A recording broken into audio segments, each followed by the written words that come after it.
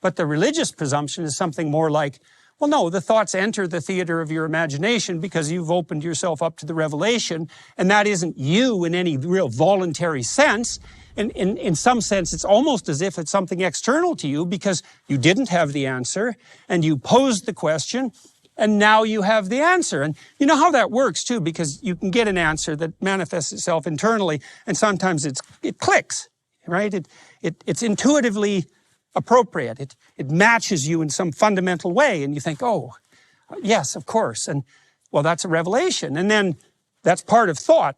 First part, ask yourself a question. The second part, receive an answer. The third part, dissect and analyze the answer and maybe compare answers and maybe do that in dialogue with other people.